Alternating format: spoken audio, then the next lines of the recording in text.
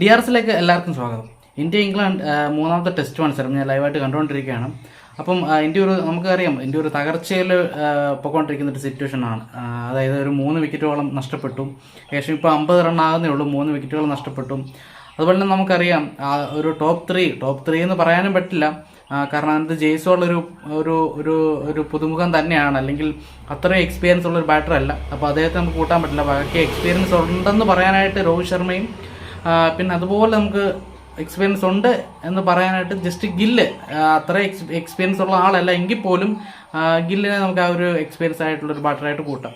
ഇവർ രണ്ടുപേരും കഴിഞ്ഞ് കഴിഞ്ഞാൽ പിന്നുള്ളത് ജയ്സ്വാൾ, പട്ടിദാർ, ധ്രുവ ജൂറൽ, അതുപോലെ തന്നെ സർഫറാസ് ഖാൻ, ഇങ്ങനെയുള്ള കുറച്ച് ഡെപ്യൂട്ടൻറ്റും. ഇപ്പോൾ നമുക്കറിയാം സർഫറാസ് ഖാനും ജൂറലും ഒക്കെ ഈ ഒരു മത്സരത്തിൽ ഡെബ്യൂട്ട് ചെയ്തതാണ്. അതായത് അവർ ആദ്യ മത്സരമാണ്. അപ്പം അത്ര ഇൻഎക്സ്പീരിയൻസ് ആയിട്ടുള്ള ഒരു ബാറ്റിംഗ് ലൈനപ്പ് വെച്ചിട്ടാണ് നമ്മൾ മുന്നോട്ട് പോയിക്കൊണ്ടിരിക്കുന്നത്. അപ്പോൾ ആ ഒരു സിറ്റുവേഷനിൽ ടോപ്പ് ഓർഡർ ഇങ്ങനെ തകർന്ന് വീഴുമ്പം അത് ഭയങ്കരമായിട്ടുള്ളൊരു എന്താ പറയുക, ഒരു ഭയാനകമായിട്ടുള്ളൊരു സിറ്റുവേഷനിലോട്ടാണോ കടന്നു പോയിക്കൊണ്ടിരിക്കുന്നത് നമുക്ക് എല്ലാവർക്കും ഒരു സംശയമുള്ളൊരു സമയമാണ്. അപ്പം നമുക്ക് ഏറ്റവും പ്രതീക്ഷയുള്ളത് രോഹിത് ശർമ്മയിലാണ്. ക്യാപ്റ്റൻ അദ്ദേഹം നല്ല രീതിയിൽ കളിച്ചുകൊണ്ടിരിക്കുന്ന ഒരു ബേസ് ഇട്ട് ഒരു പാർട്ട്ണർഷിപ്പ് ഇട്ട് മുന്നോട്ട് പോകാൻ നോക്കിക്കൊണ്ടിരിക്കുകയാണ്. ജഡേജയും എക്സ്പീരിയൻസ് ഉള്ളൊരു ബാറ്റർ തന്നെയാണ്. കാരണം വേറെ ആരെയും ഇപ്പോൾ അടുത്ത് സർഫറാസ് ഖാനും ജൂറിലൊക്കെ കയറേണ്ടതാണ്. പക്ഷെ അവിടെ ഒന്നും അവരെ ഒന്നും പരിഗണിക്കാതെ ജഡേജ തന്നെ കൊണ്ടുവന്നത്. കാരണം ഒരു പാർട്ട്ണർഷിപ്പ് അത്യാവശ്യമാണ്. ആ ഒരു പ്രഷർ പുതുമുഖത്തിലോട്ട് കൊടുക്കണ്ട എന്നുള്ളൊരു രീതിയിലാണ് അങ്ങനെ ചെയ്തിരിക്കുന്നത്. അപ്പം അത്യാവശ്യം നല്ലൊരു പാർട്ട്ണർഷിപ്പ് വേണമെന്നുള്ളൊരു സിറ്റുവേഷനിലാണ് നമ്മൾ പോയിക്കൊണ്ടിരിക്കുന്നത്. ഇവിടെ അമ്പയറിൻ്റെ ഒരു തെറ്റായ ഒരു തീരുമാനം കൊണ്ട് ശരിക്കും പറഞ്ഞു കഴിഞ്ഞാൽ രോഹിത് ശർമ്മയുടെ വിക്കറ്റ് പോകേണ്ടതായിരുന്നു. ഏകദേശം 13.3 ഓവറിൽ സ്കോറിൽ 50-3 എന്നുള്ള നിലയിൽ നിൽക്കുകയാണ്. അപ്പോഴാണ് ഒരു LBW അവരെ അപ്പീൽ ചെയ്തതും അമ്പയർ അത് കൊടുത്തു. രോഹിത് ശർമ്മയാണ് ബാറ്റ് ചെയ്തുകൊണ്ടിരുന്നത്. അദ്ദേഹം 29 റൺസിൽ നിൽക്കുകയാണ്.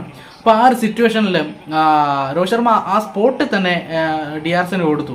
പക്ഷേ അത് ഔട്ടല്ല എന്നുള്ളത് കാര്യം അത്രയും ഷാർപ്പായിട്ട് ആ ഒരു എഡ്ജ് തട്ടിയത് കൊണ്ട് മാത്രമാണ് അത് ഔട്ടല്ല എന്നുള്ളൊരു തേർഡ് അമ്പയർ കൊടുത്തത്. കാരണം അമ്പയർ സ്കോൾ അവിടെ ഔട്ടാണ് വിധിച്ചിട്ടുള്ളത്. അപ്പം ഈ ബാറ്റിലാണോ കൊണ്ടത് പാടയിലാണോ ആദ്യം കൊണ്ടതെന്ന് തിരിച്ചറിയാൻ പറ്റാത്തൊരു സാഹചര്യത്തിലാണ് ആ ബോൾ വന്ന് കൊണ്ടത്. പക്ഷെ നല്ല ഡിഫ്ലക്ഷൻ ഉള്ളത് കൊണ്ട് തന്നെ ബാറ്റിലടിച്ച് അകത്തോട്ട് കയറുന്ന നല്ലപോലെ കാണാൻ കഴിയുന്നതുകൊണ്ട് തന്നെ തേർഡ് അമ്പയർ അത് നോട്ട് ഔട്ടായിട്ട് വിധിക്കായിരുന്നു. പക്ഷേ ഇപ്പോൾ രണ്ടും നമുക്ക് അറിയാൻ പറ്റത്തില്ല, എവിടെയാണ് കൊണ്ടതെന്ന് അറിയാൻ പറ്റാത്തൊരു സിറ്റുവേഷനിലാണെങ്കിൽ അമ്പയർ സ്കോളിൻ്റെ തീരുമാനത്തിൽ അതൊരു വിക്കറ്റ് അല്ലെങ്കിൽ അങ്ങനെ പോകേണ്ടതാണ് അല്ലേ. അപ്പം ചെറിയൊരു സംശയം ഉണ്ടെങ്കിൽ പോലും അമ്പയർ സ്കോൾ എന്താണോ ചെയ്തിട്ടുള്ളത് അതിനെ പിന്താങ്ങുക എന്നുള്ളതാണ് തേർഡ് അമ്പയർമാർ ചെയ്യാറുള്ളത്.